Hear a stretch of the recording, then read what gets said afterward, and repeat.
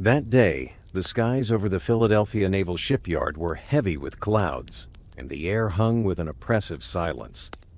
On October 28, 1943, just before dawn, the USS Eldridge, designated DE-173, lay quietly at the docks. Few knew that the military was preparing an experiment buried deep within top-secret files. Its code name never appeared in official reports, yet among civilians, it earned a chilling moniker: the Philadelphia Experiment. Allegedly, the goal of the experiment was to render the entire ship invisible using electromagnetic field technology, removing it from both enemy radar and the naked eye. It sounded like something out of a science fiction novel, but at the time, the scientific world was caught in a whirlwind of wartime innovation. In secret labs, theories ranging from mind control to spatial manipulation were quietly being tested. And on this day, the Philadelphia harbor would become the stage for one of the most controversial scenes. The Eldridge was wrapped in thick cables, supposedly connected to complex generators and unknown field regulators. Many of the engineers were said to be civilian scientists, with some documents hinting at non-military consultants taking part.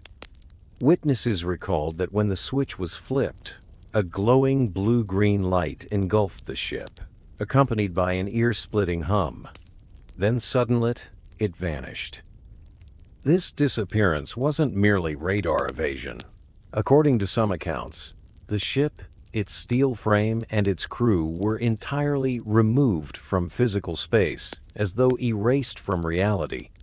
A civilian merchant vessel passing nearby claimed that they briefly saw the Eldridge appear hundreds of kilometers away, in Norfolk, only to vanish like a ghost ship. Such instantaneous displacement defied all known technology. More astonishingly, 10 minutes later, when the generators were shut down in panic, the Eldridge reappeared at the docks, though it was no longer the same. The ship's hull bore signs of melting, its metal edges grotesquely warped.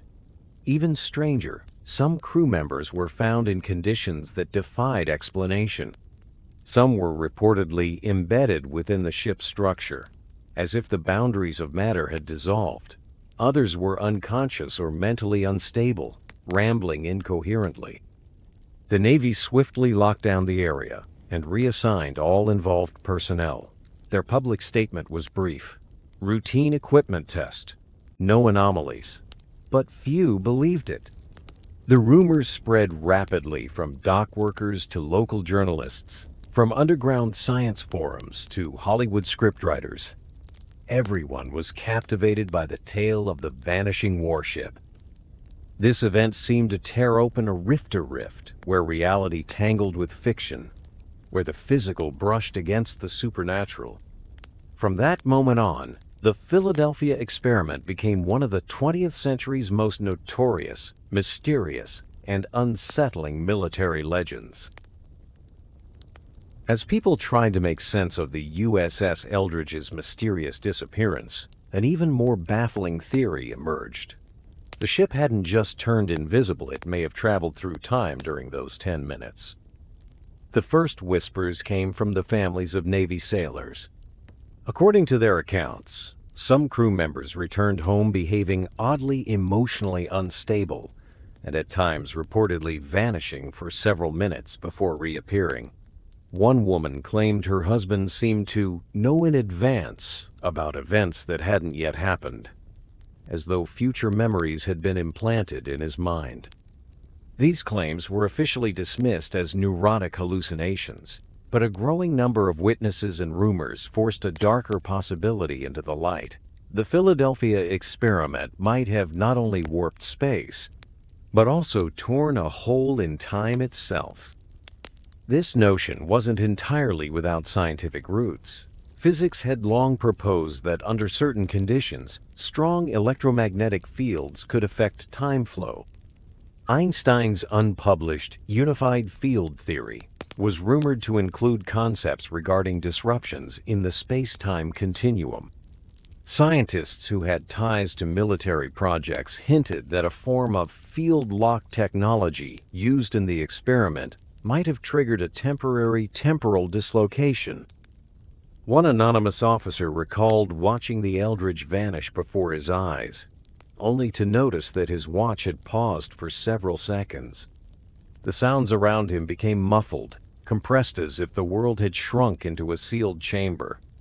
He described the sensation as falling from a dream into another dream.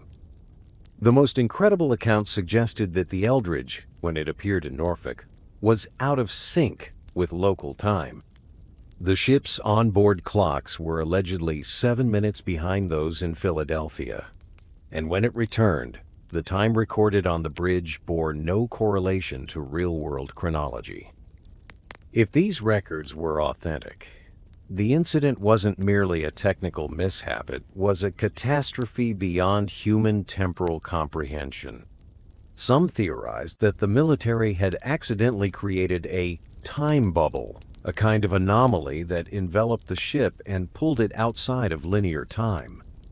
Even bolder theories suggested that the Eldridge had traveled to a point in the past or the future. Though lacking solid evidence, legends of time travelers began to spread.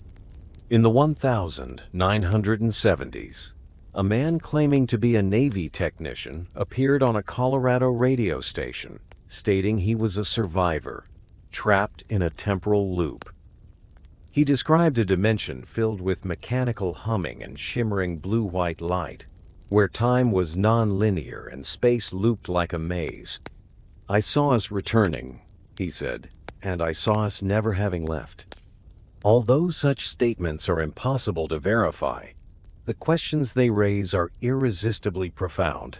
If humanity truly brushed against the edge of time, was the Philadelphia experiment merely a mistaker, an open door that was never shut?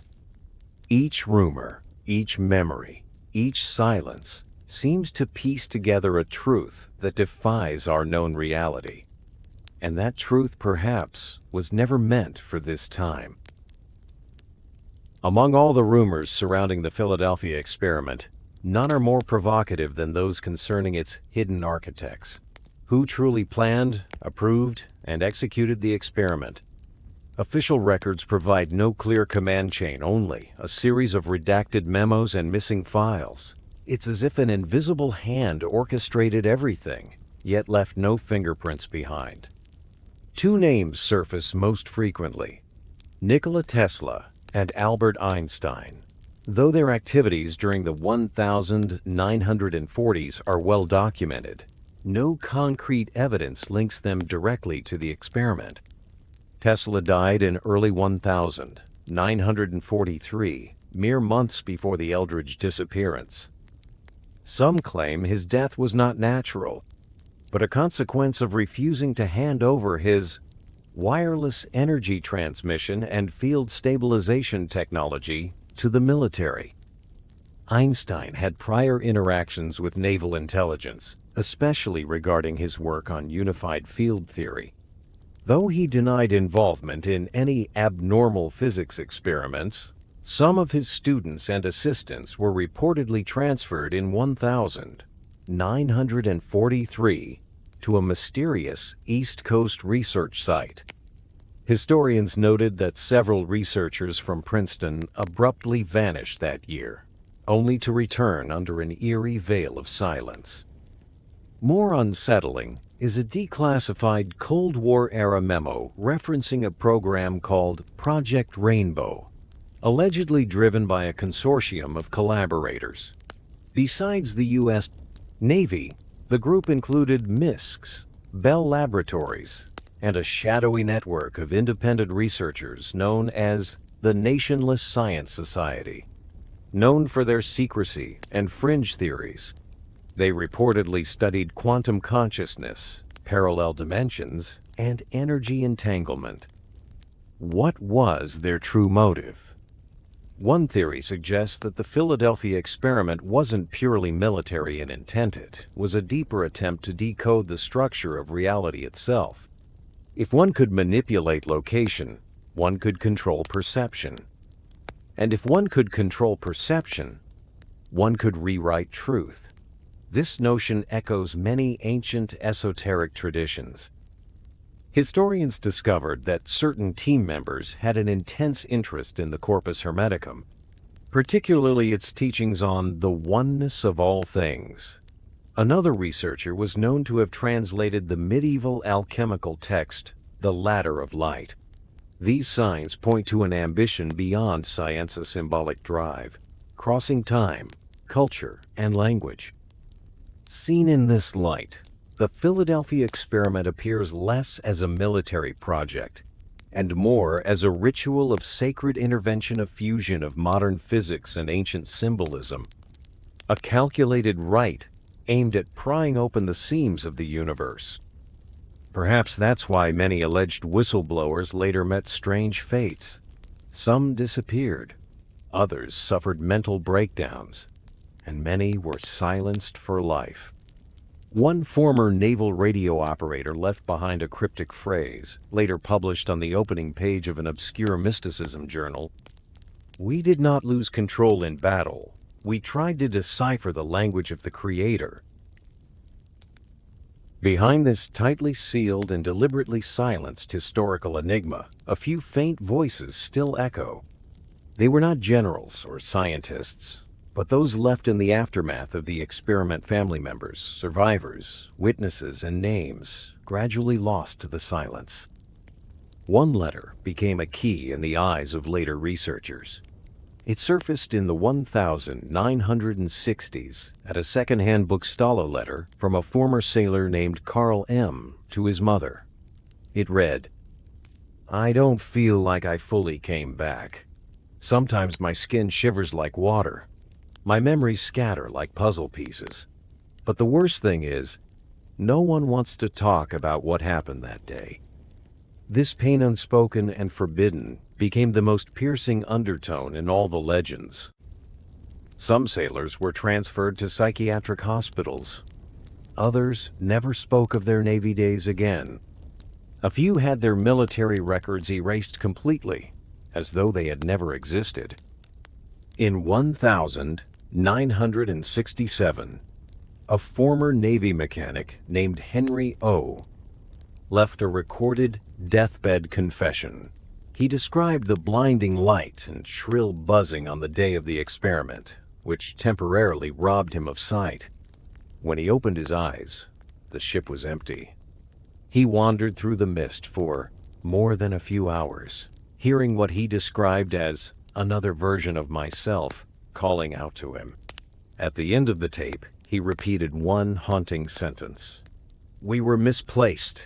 We don't belong in the time we came back to." Even stranger were the fragments of memory from bystanders. Dock workers near the harbor reported that when the ship vanished, the air around it shimmered like disturbed water. One claimed to hear human voices shouting from the empty space, blended with high-frequency tremors, like echoes torn through the fabric of reality. Among all testimonies, one nurse's notes stand out. She described treating a group of highly classified naval patients in 1943. They bore no physical wounds, yet displayed severe psychological distress and sensory confusion.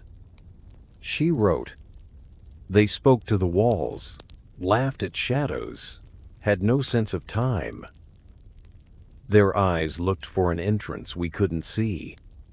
Looking back at these scattered records, we find they are not isolated.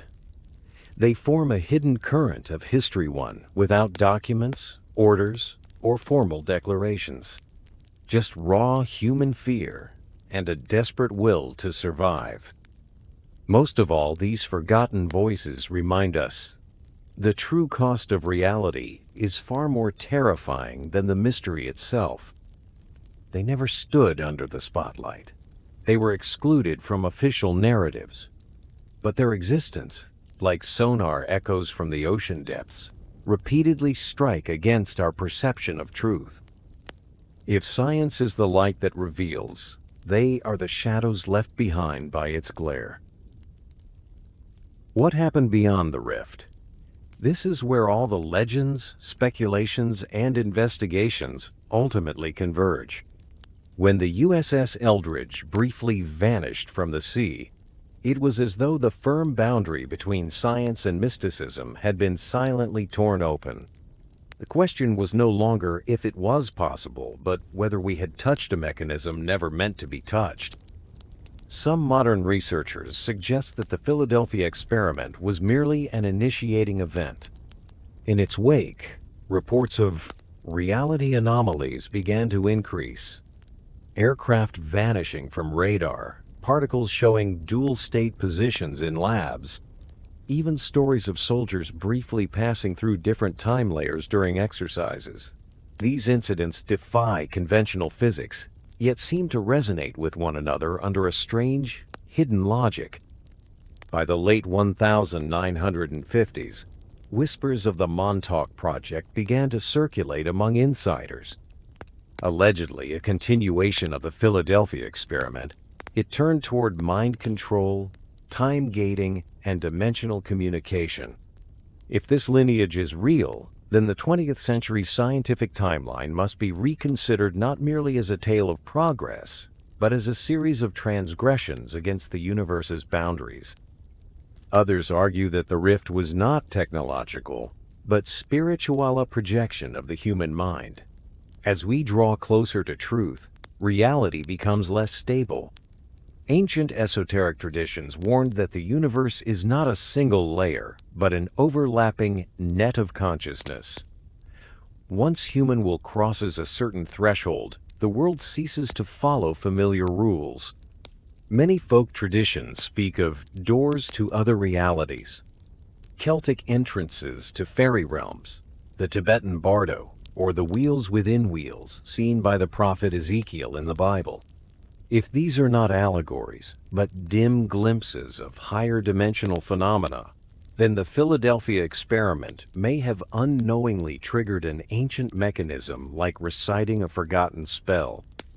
Its cost: a trembling of reality itself, unstable perceptions of time, interwoven memories, and for some, the recurring dream of a ship adrift in the mist, never finding shore. None of this can be fully confirmed, nor can it be entirely dismissed. Like flashes across a night sky, not stars, not hallucinations, but folds left in the fabric of existence itself.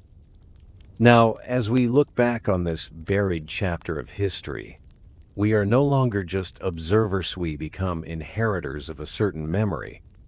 The Philadelphia experiment may never be fully decrypted, but its echoes have quietly entered our culture, our beliefs, and our imagination. Every time we look up at the stars, or encounter something in a dream that feels familiar yet unexplainable, perhaps it is the rift lightly trembling again, reminding us that the world is vaster than we know, and that the boundaries of knowledge are not endpoints, but invitations. Thank you for walking with us through this journey across the blurred line between reality and the arcane. In this fog where stories and theories entwine, may you carry not only wonder, but a reverence for the unknown.